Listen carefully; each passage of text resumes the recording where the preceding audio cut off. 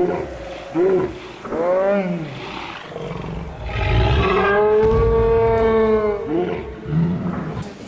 name is Chris Gillespie, and this is my wonderful team. This presentation in this session is about conceptual change. So you keep hearing that word throughout this course, conceptual change. And it's hard to tangibly decide what that might mean. And it's your journey as a practitioner going from one-dimensional to three-dimensional teaching and what that looks like.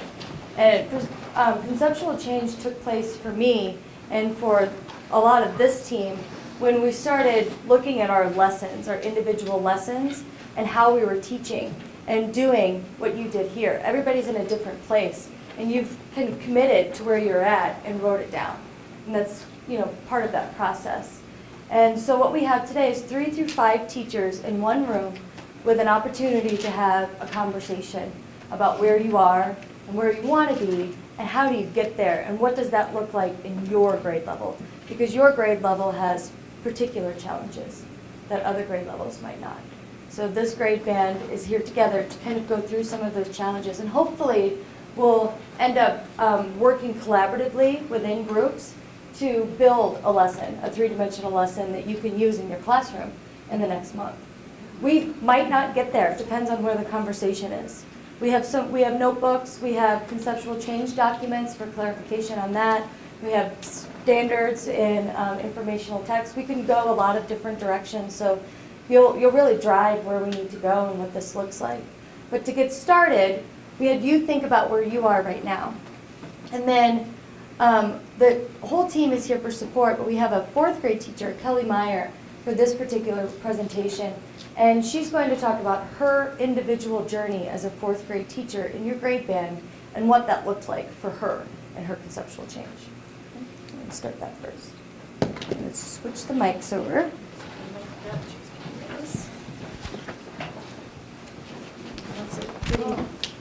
Pretty close. Set up close and personal. Exactly. Okay. Hi, everybody. Like Chris said, I'm a 4th grade teacher. I wanted to talk to you a little bit about my background, though, because this is only my 3rd year in the 4th grade in the public school. Prior to that, I was a Montessori elementary director, and I taught K-5. And before this started, I thought I was a hands-on, inquiry-based educator who did everything, who followed the child and put everything in with them in. So they were the ones doing the work. But then when I started taking this class and looking at it more, I realized that I was still doing teacher-directed lessons. It was just set up differently, where I had less activities that I planned, that I gave the materials, and I knew the outcome before the kids did. And that never really went away until I started looking at some things. So this is the typical previous years of teaching. You did science taught as an isolated instructional block. Students read chapter books. There was a worksheet that went along with that unit. You filled out the paperwork. They handed it in. The recipes were canned, or the science experiments were basically how to follow a recipe. You talked about the scientific method, but were they really doing the inquiry themselves, or were they just following a list of instructions and seeing what happened afterwards?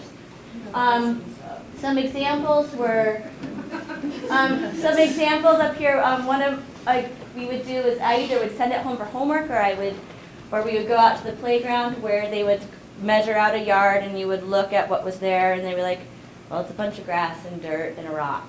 Okay, and they would write it down. Or they would learn producer, consumer, decomposer. We play games and they learn about it, but were they really, truly seeing it in the world around them? Yeah, sure, Chris. So then, oops, too far. Oops. Okay, so I'll do it. Okay, so this is when my perspective changed. Prior to being a Montessori teacher, I was an outdoor ropes course instructor, and I realized that I could apply a lot of my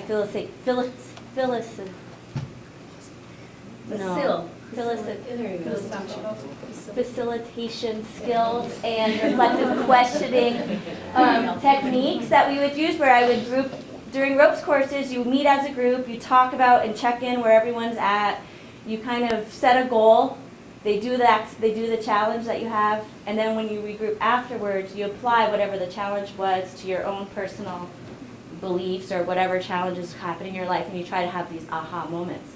And during the cantilever experiment we did last year, part of the toolkit, I was like, this is the same thing. You're giving the kids a challenge, you're having constraints set up upon them, you have a box of materials, but you're not telling them what to do. You're walking around, you're using guided questioning, you're thinking about, you're having them talk to each other and problem solve and collaborate with each other, but you don't give them any answers. They're having the aha moments and they're making the connection. And what they were taught, the reflection piece, was they were starting to understand these scientific concepts in a much more personal and deeper way. And my notebooks were outstanding. I thought I was looking at little engineers and all their diagrams and how precise they were. And it was just my moment of realizing that all this stuff I thought I needed to leave out of the classroom is how I should be teaching in the classroom. So that was my aha moment. And so part of that is, this is from the Next Gen Science website. It's an article called All Standards, All Students. And these are some things that I think about when I'm planning. So integration of subject areas strengthens science learning for all students, particularly for students who have traditionally been underserved. And so the article was about how to teach science and present it to those kids who might be leaving the room for title, might be leaving the room for resource, might be didn't have breakfast that morning. You know, they have challenging lives, but through these NGSS, you can actually present science materials to everyone and have them all participate in it. So that was a pretty powerful statement for me, because usually that's when all my kids are being scheduled for those special times. They're getting pulled out of science, and they don't get to have those experiences. But if you teach it differently and you present it differently, or in different parts of your day, that can change. So the other one was students must read, write, and visually represent as they develop models and construct explanations. So we read, we write, and we develop explanations throughout our day. It's not just in science. And this is another important thing I try to think about when I'm planning. And then students develop mastery of cross-cutting concepts through repeated experiences across the school curricula. So again, try to blend. So I'm trying to get science out of my 45-minute block and spread it out throughout the day, throughout the week. This is also from MTSS. It's a new visual up there. It's called the science chart. I couldn't fit the title on there, but basically, it's almost like the posters you made, where science education used to be, and what science education is going to when it goes through. And I like this because it's a nice way of like, okay, I used to do facts and terminology and focus on vocabulary, but how am I going to do it now? Am I going to have them not just tell me what the definition is, but are they explaining to me how it works in the world? That type of thing. So that, I think, is a great visual of just being able to, like, where I was and what I'm doing. Yes? Can we get a copy of that? It's on the NGS website. It's okay. Yeah, it's right off of there. It's called the Science Chart New Vision PDF. You know what we can do is we can post this presentation. I have the in link. 3 through 5 grade band discussion. That would be great. So right here, down here, it's just Next Gen Science, and it's actually just a quick link right on there. I found it when I was putting this together, and I was like, oh, this is concise. Before, after. There you go. Yeah. So I'm going to switch it. So why would I have 2 eggs? What are the differences between these 2 eggs? I mean, they're both brown. They're both the same size. What do you see? Colors in one. Texture. Patterns. Right. Well, the black one's a duck egg. It's a Cayuga duck egg, and the brown one is a chicken egg. They're from my backyard. But what I this is kind of a good symbol of how I used to teach, is more like the chicken egg. You know, I'm not doing very much different, but I've added a lot to it, and the duck egg kind of represents that, where so there's a lot of the same things, it's just more detailed, more dynamic, more interesting. So when I am planning, these are the questions that I think about. How can I create memorable hands-on experiences and allow for improved retention of concepts? So it's not just about the experience, but how are they going to take that experience and actually internalize the meaning of whatever we're doing? Because we can do a lot of fun things, but do they really make those connections? And how can I set that up in my classroom? The other one that I do is how can I set up the lesson where the students are the scientists doing the lesson? Not me presenting material and not knowing what's going to happen, but how can they go through the process of being a scientist? And then, obviously, how do they document their understanding? Because you can do all these, if I don't have them document or show me where they are, I can't assess them. And so, and I feel like that was a big piece for me while I was going through this process too. It's like we would do all these projects and we'd have these notebooks, but I was so used to having this black and white master test of matching and fill in the blanks, and it never really jived with what I saw in the classroom. So how can I change my assessment practices to make sure that I have documentation that they're understanding? So you make abstract information tangible. So I started the year, and this was part of my atmosphere unit, so this is one lesson that we did. It was a lesson for my textbook. So, but instead of having them read through the procedure, do the experiment, and read what it was supposed to do, I gave them materials first. I told them what we needed to measure, and then they started coming up with their ideas how. They notebooked. They had their questioning, what do I see? Why is it balancing? And so they had to draw their diagrams. They measured the circumference, make sure everything was equal. So they were observing, they were asking questions, they were collecting data, and I felt like the whole purpose was air is matter and takes up space, and if you pop a balloon, the balance changes, but why? So where did that air go? Where did the weight go? Is this 3D? They did part of the atmosphere. This is part of their notebook, but is it? They took a piece of paper. I told them where to put the lines. I told them how the molecules were supposed to be. It pops up out of their notebook and it looks really cute. But is it 3D? It is really 3D, but is it? I mean, what could I have done to make that a more three-dimensional teaching experience or learning experience for those kids? Let them do the research. Okay. Tell them this is what you should have, but you need to figure out how you're going to represent it.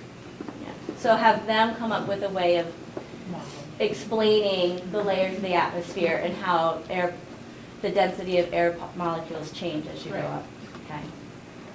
Because there's no label. I mean, they put the names on there, but do I know what they mean? I mean, even on the paper, it's just the world. It looks really cool. But what did they do that showed me that they understood that topic? Not a whole lot. Anybody else? I think you can use something like that for assessment to know what they really know. Mm-hmm. But if you tell them what to do, you don't know what they know. Yeah. So are there any practices in here or cross-cutting concepts? Is that what you're asking for? Yeah, like what was the three-dimensional activity, or if there was? Well, you could use that if you asked them to draw in the balloon and what was happening inside of the balloon at each of those layers. You could apply them together. You could start with that, and then your assessment is now you need to draw in what happened, and so you'd have to reference some molecular movement inside the balloon as well.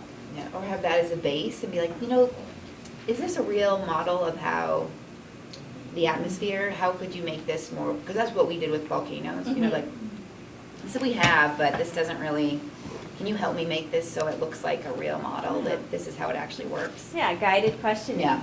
Getting them to make the connections and having those aha moments where they're applying their knowledge and they don't really know it. It's kind of like sneaking it in there through the back door.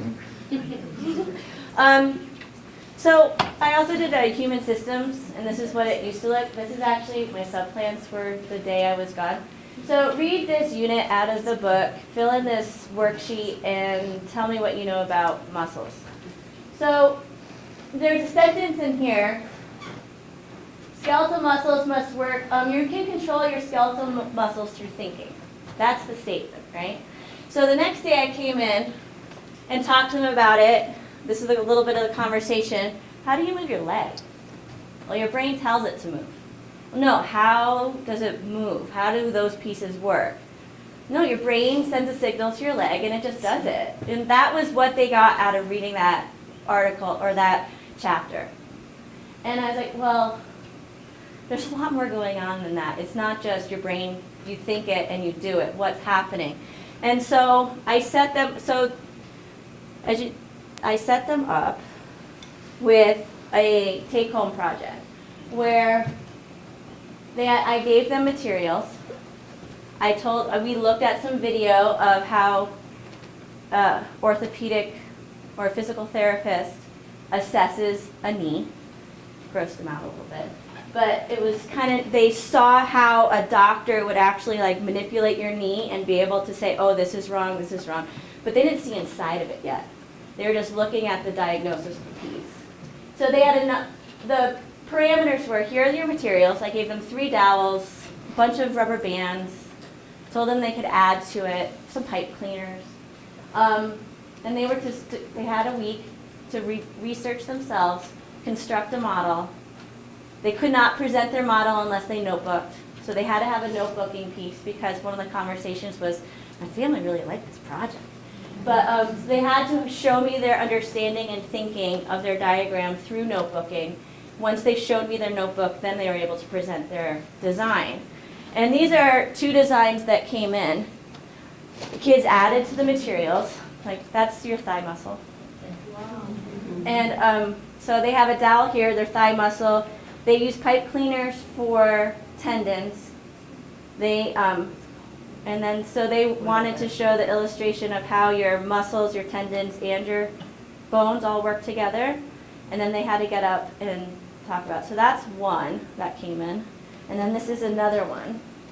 And so that one I was interested with because they actually they figured out a way of creating the muscle. But then they used rubber bands to show the stretching and pulling of muscles and how one straightens and one tightens. But it wasn't red. So they needed the red piece to it. This is another muscle that model that came in. She added a thicker piece of wood on the top. The duct tape actually represents the connective tissues that hold your 2 bones together. The vocabulary that they were using was not 4th grade vocabulary. It wasn't just tibia, fibia, and femur and muscles. It was, what is the name of this connective tissue? What's going on with your meniscus inside of here? They knew all the tendons' names. And it didn't come from me. I did not give them a word bank. It was all from them. And so were all of them this sophisticated? No. Did I have some that was just duct taped together and, oh, it bends? Yes. But when I looked at some of their thinking in their papers, they still were able to show me that they understood how a knee joint or how a leg worked a lot better than if they just read a 2-page layout in their textbook and filled out a worksheet about types of muscles. So, which way would you rather learn? Yeah. I just have a quick question. Yeah. Was this a group project? No, this was an individual homework project. Okay. So it was my teacher challenge. I gave them the materials on a Monday. It was due the following Monday. I have a question. How do you guide their research? So do you start on the first day by just giving them a free-for-all, or do you have research goals? How do you do that? I gave them, I actually have it. Can I go back? I gave them a 2-page rubric of what was expected. And then we spent some time in computer lab looking at,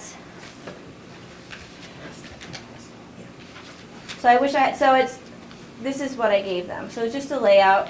What was the function of each material, your design, explain the job of each part of the model, draw a diagram with labels, evaluate your design, what was the best part of your design, the least successful part, trials and tribulations, what were your challenges of the project, any other questions that you have thought of during the project, and then I actually, well, it's not here, but I also found a multiple choice essay question about is this right or is this wrong about how muscles work, and then they had to evaluate that and talk to me about it. But I show them in computer lab how to do internet searches. I do some web searches online and show them the display in the classroom, so I watch videos with them. But then later in the day when we're in computer lab and it's research time, they're on there looking up their own things and talking to each other about it. So I try to give them some questioning, but not a whole lot of information for this anyway. In other aspects of the day, yeah, I'll probably come up with, we'll go through who, what, when, where, why, how questions. They have to write out the questions, get the questions approved by me, maybe add to the depth of how that question, how deep their questioning is. But in 4th grade, they're really learning how to write a question still and what kind of questions are going to get them good information. And like for instance, I had a student doing a report on George III, and he needed to find out his birth date and when he died. The computer didn't tell me. And I look at what he wrote. When did he die is what he wrote into Google. I'm like, well, who's he? You know, so they're still working on the specifics of how to write a question at this age and where to get the information. We also do a lot of evaluating resources. Like, is this report written by a 4th grader who presented it and put it online, or is this someone who has the college education to back up his information that you have there? So that was human systems. We also did a lot on ecosystems. I'm going to be this where we ended up after doing ecosystems from September till now. There was an NPR article about these tree lobster stick insects that I thought was interesting. They were extinct. They were extinct since like 1860 because of invasive species of rats going onto their island, Lord Howe Island, right there. And the fishermen used to use them as bait, and then a shipwreck happened, rats got off, decimated the population, they were declared extinct. And then not too long ago, a population of bugs was found on Ball's Pyramid, which is an extinct volcano 12 miles away. These are flightless animals. They're, as you see, quite big. And so my question to the kids were like, whoa, there's 24 of them living on one bush, on one extinct volcano in the middle of the Tasmanian Sea. How did they get there? And so we did we read the whole article, we came up with points. It was actually it ended up being a very large discussion about invasive species and reintroduction of species after they've been threatened. And so that is where we ended up. That's not where I started, though. This is what I used to do. So this is, what are systems? What's an open system? What's a closed system? What do you have in a system? Look at your backyard. Fill in these questions. What did you find? What are the non-living parts? What are your vocabulary words? Ecosystem, community, population, niche, habitat. But what are they? And so it's, again, filling out answers, but how much connection were they making to the world around them? They were surveying the world around them, but there wasn't a lot of connection in the relationships to it. Yeah. So did you do that at the beginning of the year this year? Yes, I think that was another sub-plan, sorry. I'll put it back. So this was me at the beginning of the year, September-ish, and it was just getting them thinking about. So what kind of background knowledge would they need to do the other one? like We did leading up to it. Okay. It was months worth of Okay. information, and this was usually ecosystems is maybe 6 weeks, and it's turned into my theme in a lot of areas around the day. Like, do you think they need to have it in this format to do the harder stuff, or can you just, you know what I mean? I don't think I'll ever use this piece of paper again, Okay. if that answers your question. I find that they can figure out systems and stability and a lot better. More richer Do they need to know the experiences. words, the terminology? There's different or ways can of they- getting there. Okay. And I'll show you. Okay. So again, graphic organizer, read your unit, fill out the vocabulary words. What are non-living parts of the ecosystem? Food chains, this was a little different. They had random cards of animals, and they had to pick a few. They had to figure out the system. This was in, what subject do you think this was taught in? This food chain piece of notebook. Hmm? It was reading. This was a language experiment this is a language activity from my curriculum, where they were learning producer, consumer, decomposer. They were learning all of the vocabulary words that they were supposed to learn in the textbook. But this was a game that they had to do where they had to write out a bunch of names of animals, trade them with a bunch of people, get 6 back, and then create a food chain and write about it. So, is that applying the information? Yeah. Is that better than filling this out and telling me that you know what a consumer, producer, decomposer? So they didn't learn those words before you did this? It was part of their vocabulary in language for that unit, or that theme that week was part of it. So they were learning about, I don't remember the big question, but it was early in the year. It was not part of my ecosystems unit. It just happened to coincide with what I was doing. So that's part of your reading curriculum that's district provided? Yes. What program is it? It's Reach for Reading by National Geographic. So they have fun stuff in there. So this is, again, how I used to teach ecosystems. What's a coral reef? What's a tropical rainforest? I used to love this rainforest unit. They would make some really cool construction paper projects. They would have their kapuk tree, and they would have their sloth with their face. They would have their big vines hanging from tissue paper around the room. And it was really fun and pretty, but were they really learning about the Amazon and the connections between the layers of the rainforest and the animals that live there and the plants that live there and human interactions with those habitats and how vital the rainforest is to the planet? It was fun, but it was more art project than content. So, Do you mind just say something about reading? yeah. So the Reach for Reading from National Geographic is supposed to have more of like a scientific and social studies base. But there are content standards in Common Core that are based on technical texts. And the states, if you look at OPI, it's a shared responsibility for like scientific literacy.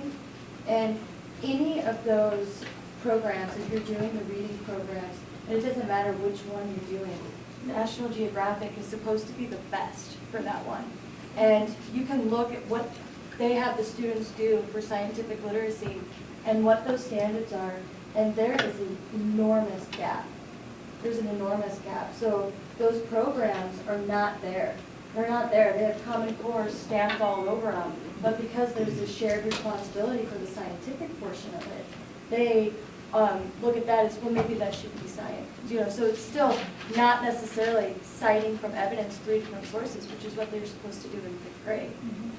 And in a deep contextual way, with a lot of technical reading and reading research projects and all of these. And I have some of these standards by grade band.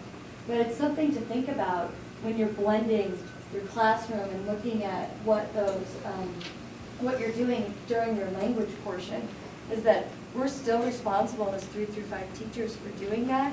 And a lot of times we rely on the program. But the program and the curriculum are 2 different things. And what our curriculum is, all of us for Common Core, is to do some of these things. And the state test, the Smarter Balance, when those come, that's what they're testing, are those standards. And the programs are just not there.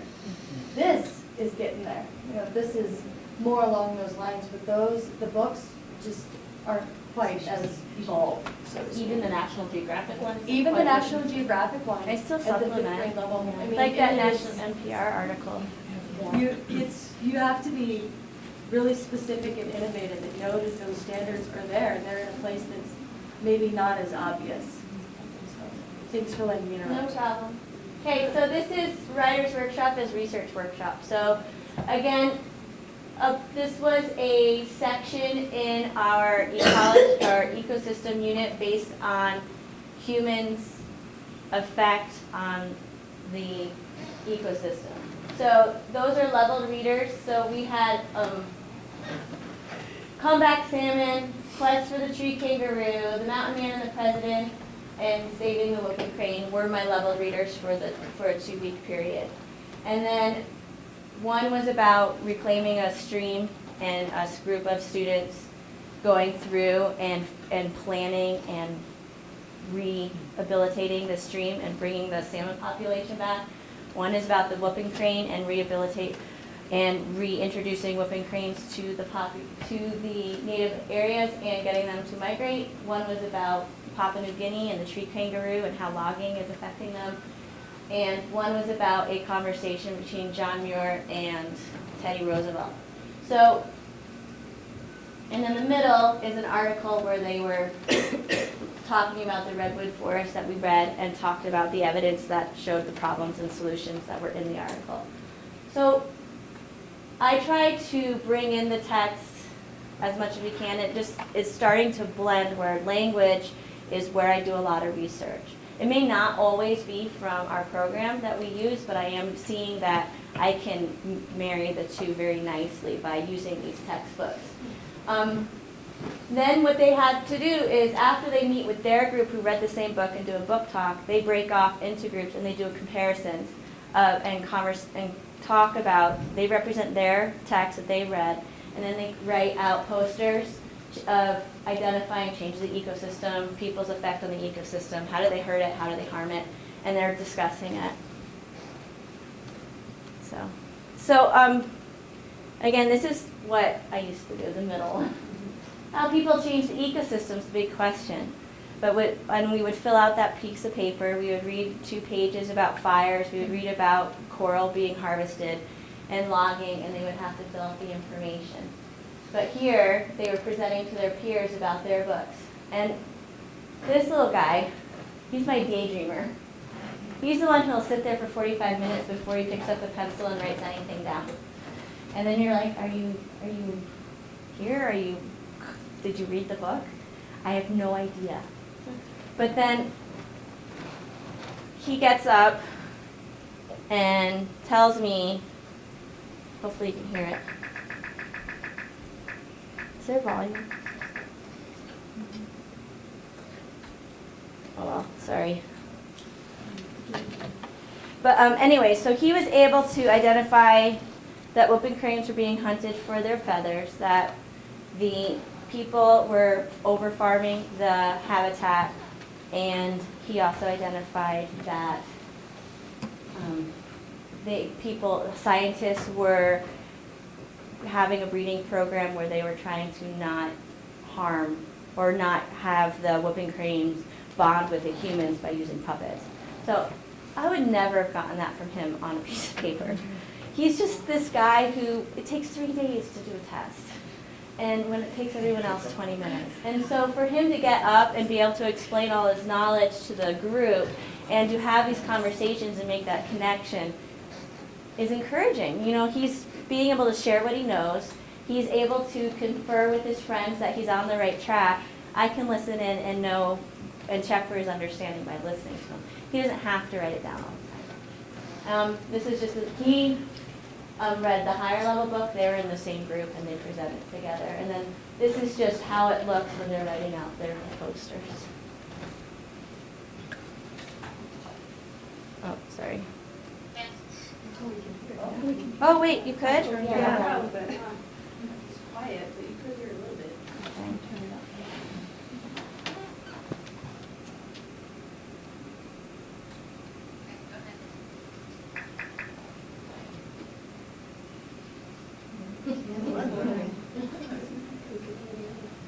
Hayden might be bigger. It's very serious. It's taking it seriously.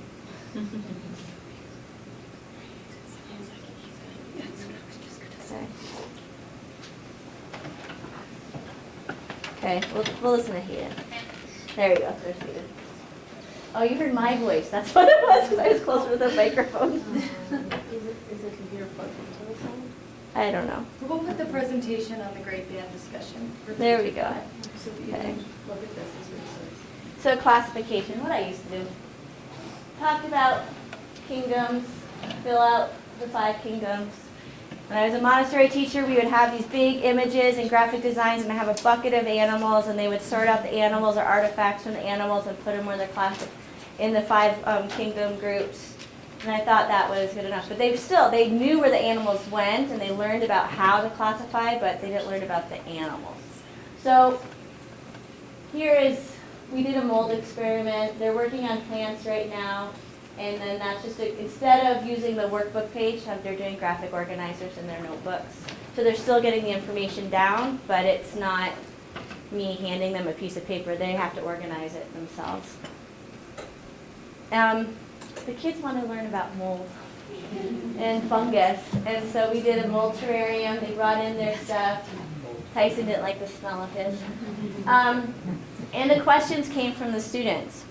Where is it going to grow? Is light going to affect it? What happens if we add water to our bag?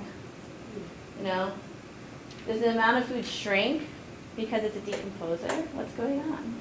So these were the questions that were coming out of their notebooking, and they were organizing they would do observations every day. One of the biggest thing was their conversation about preservatives and how their bread wasn't molding, but my mom just bought it at the store. It should be molding a week later, 10 days later, 14 days later.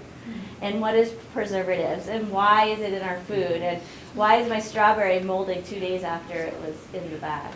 So that was some of the conversations that I didn't know we were going to have. It was all generated by the conversations and the observations and between each other. And I was more of the facilitator, allowing the process to happen, and leading them to ask even deeper questions. Or how can you figure this out? Should we weigh it? Do we weigh it ahead of time? What happens if you have a fresh piece of bread and a dry piece of bread? Is it because the mold is eating it? Why is it soft? Why is it hard? There's the water, moisture evaporating. So I'm not going to try, but these are 2 interviews of students with their mold experiments. Again, they're just going through the observation process, looking at color, looking at shape, looking at what they're making predictions of why things were happening.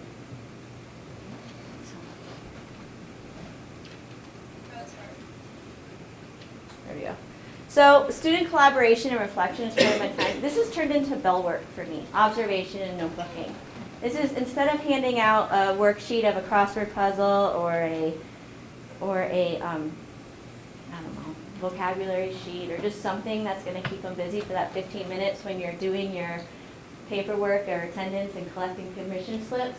The kids are getting out their notebooks. They're looking at their experiment. They're working together.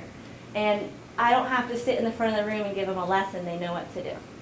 And so they get right into their job. Their notes are quite detailed. They're working together. They're looking at each other's experiments. And they have their books out because there were some images of close-up images of mold, and they were trying to compare and contrast what was going on in their experiment to these really nice, colorful images of different fungus on different molds.